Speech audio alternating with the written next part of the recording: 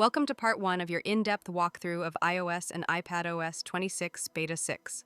This update is packed with major changes, stability improvements, and deeper Apple Intelligence integration, especially for developers working with Xcode 26. Let's begin with the biggest headline, Recovery Assistant.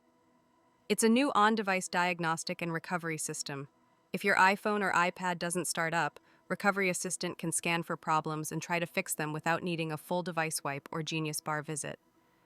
Apple also resolved a critical issue that affected some iPhone 15 and 16 models, where devices showed a low battery symbol and refused to power up after installing Beta 1. Apple now provides step-by-step instructions to recover or restore those devices via Finder or the Apple Devices app. Next, let's talk about Ad Attribution Kit, a powerful set of features for advertisers. You can now specify attribution windows and cooldown periods based on ad type and network. This means smarter analytics and better control over how conversions are tracked. It also adds country code in postbacks when crowd anonymity thresholds are met. For AirPlay, there's a known issue. Automix song transitions might not behave as expected during streaming. Apple is still working on this one. Now let's talk App Store. A new accessibility section has been added to App Store pages. These so-called accessibility nutrition labels let users quickly assess whether an app supports voice control, dynamic text, or other accessibility features before downloading. This helps developers highlight their efforts and gives users better insights. In App Intents, Apple fixed a build issue where referencing visual intelligence. Semantic content search failed to compile. This is now resolved. Let's shift into Apple Intelligence. This is Apple's biggest bet in on-device AI, and the Foundation Models framework is at the core. In Beta 6, the framework gets performance improvements and stability fixes. Japanese language users can now properly use modifiers in Genmoji and Image Playground. Model degradation from repeated use has been fixed too. In the Apple TV app, text and images that previously didn't render properly have been cleaned up.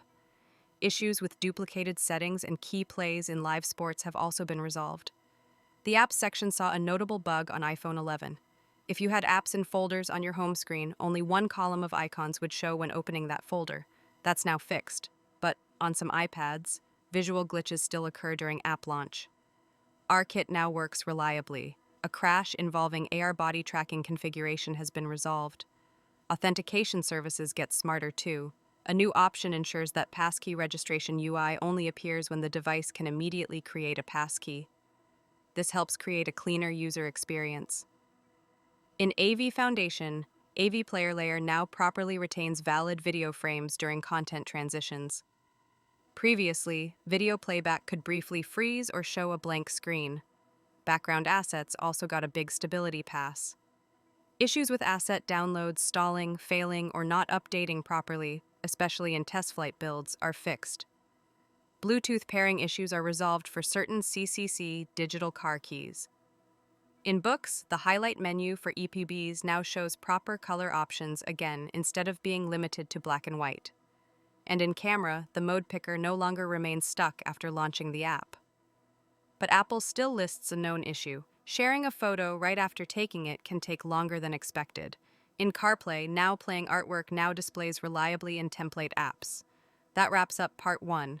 In Part 2, we'll dive into CloudKit, communication safety, core data, Foundation, HealthKit, SwiftUI, and more. Continue when you're ready.